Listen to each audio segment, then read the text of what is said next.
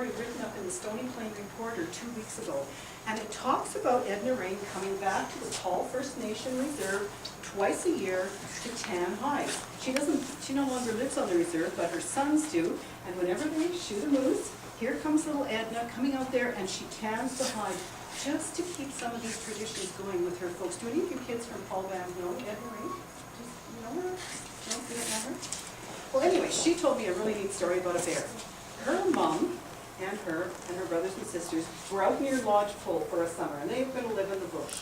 Well, they're going through the bush, and all of a sudden they hear this grunty, kind of gravelly noise, and the children were frightened, and Edna told the children to stay back. She got her axe, and lo and behold, here was a black bear coming towards her. Well, Edna swung the blunt end of that axe on the bear's head, and she fell him, but he was going to come back again. She swung one more time and killed the bear.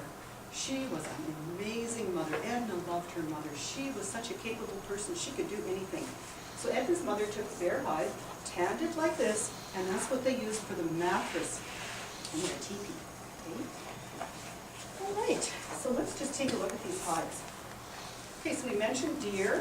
How about elk and moose and some more of the bigger animals? Yeah. Squirrels? Squirrels, yeah. That big squirrel for you. Wow! So soft.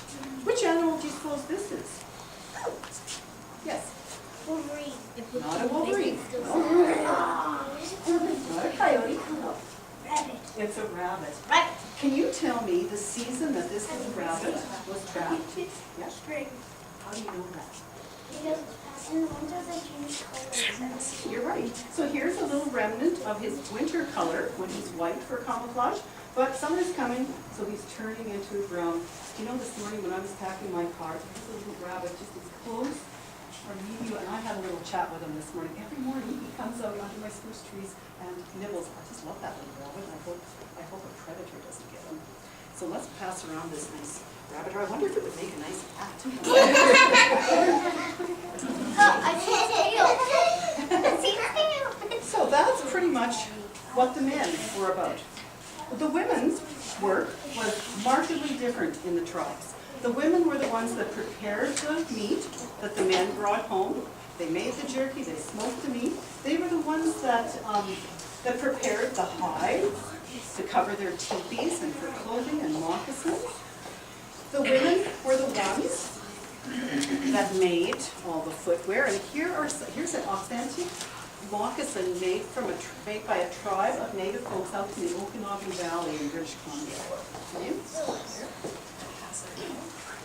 Start here, pass. The native ladies gathered lots and lots of things in nature. Some things to be used for medicine. Did you know, boys and girls, that aspirin, the painkiller, is made from willow?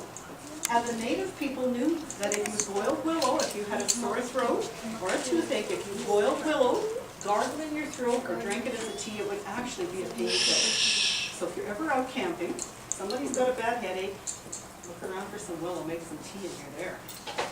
Okay, look at that little red willow and smell it.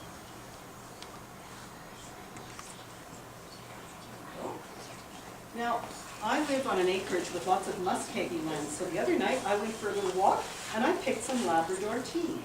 Labrador tea grows in the marshes and it really does make a lovely tea. Now, if you have something wrong in your body where your hands or your feet are swelling up, you're retaining fluid, this is a lovely tea that will help you flush out your kidneys, flush out your bladder, and get rid of all that excess fluid in your body.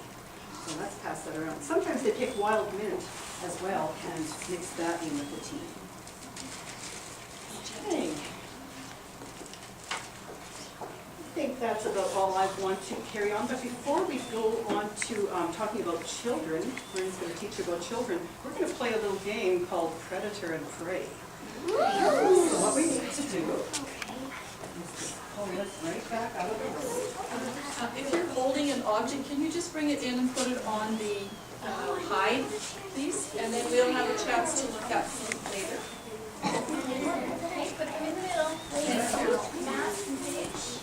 Squirrel hide is so soft, nobody wants to give it up. Yeah.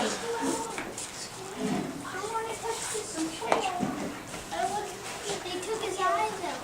Okay, just for a moment, let's tighten up our circle. Shall we?